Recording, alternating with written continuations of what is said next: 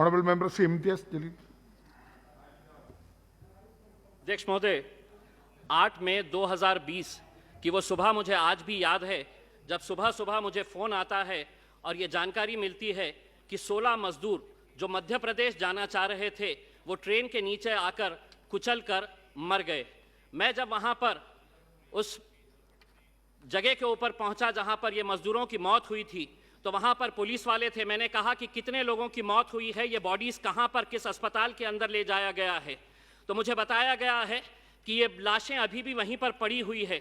लाशों का मतलब ये था कि छोटे छोटे गोश्त के टुकड़े वहाँ पर पुलिस वाले थैलों के अंदर भर रहे थे, ये हालत थी। उस दिन टेलीविज़न के ऊपर ये खबर चलाई गई कि एक्सीडेंट के अंदर 16 मजदूरों की मौत हो गई। लेकिन मैं उस दिन भी कहा था, एक बार फिर से आज यहाँ पर दोहराता हूँ कि वो एक्सीडेंट नहीं था बल्कि हत्या थी, और वो हत्या के जिम्मेदार हम सब लोग हैं जिन्होंने इन मजदूरों को सड़कों के ऊपर छोड़ दिया था। ये महज एक इत्तेफाक हो सकता है कि उसी दिन अखबार के अंदर ये खबर आई थी कि विदेशों में रहने वाले जो भारतीय हैं उनके लिए विशेष प्लेन चलाए जाएंगे।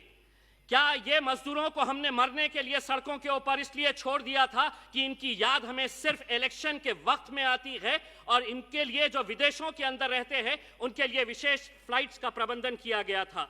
अध्यक्ष महोदय, मैं मंत्री जी से पूछना चाहता हूं, आज 6 महीने के बाद क्या हिंदुस्तान का एक भी शहर ये दावा करके कह सकता है कि हमारे पास आज पूरे वेंटिलेटर्स है, हमारा मेडिकल इंफ्रास्ट्रक्चर पूरी तरह से सक्षम है?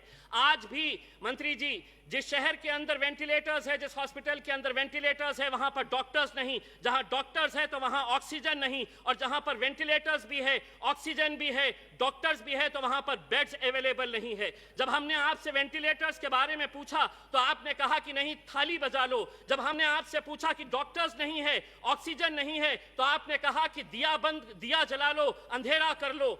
आज जब जीडीपी इतना गिर गया है तो हम सरकार की तरफ से एक फरमान सुनना चाह रहे हैं कि कब आएंगे वजीर आजम और ये ऐलान करेंगे कि अब सड़कों पर निकलो, ढोल बजाओ और ये ऐलान करो कि उठ जीडीपी, जिस तरह हमने ये कहा था कि गो कोरोना के नाम के ऊपर।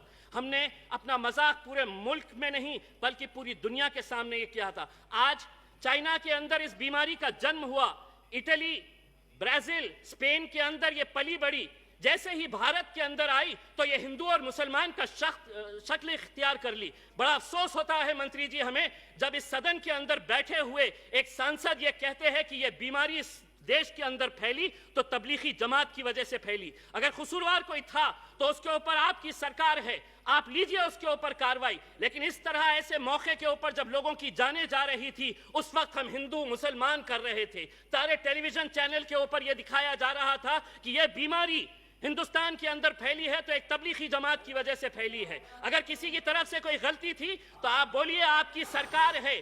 लेकिन हम आपको ये कहना चाहते हैं मंत्री जी, प्लीज कंक्लूड। एक 2 मिनट। अध्यक्ष महोदय, आज हमें मालूम है कि संकट गहरा हुआ है। हम सरकार का पूरी तरह से साथ दे रहे। ऐसा नहीं है कि हम विपक्ष के अंदर है तो हम हर चीज की आलोचना कर रहे हैं। आपने मेहनत किए है, कोशिश किए है, लेकिन जिस तरह के जो फैसले लिए जा रहे थे ऐसा लग रहा नहीं था कि ये मुल्क के अंदर लोकतंत्र है बल्कि तानाशाही है कि 4 घंटे पहले आ जाओ, कह दो कि 4 घंटे के बाद देश बंद हो जाएगा, और देश बंद कर दिया गया है। आज अगर यही हालत रही तो अध्यक्ष महोदय 30 सेकंड सिर्फ, आज यही हालत रहा तो देश इस मुल्क के वजीर आजम को देखकर यही कहेंगे कि आखिर हम बोले तो बोले क्या, करे तो करे क्या। वाह मोदी जी वाह।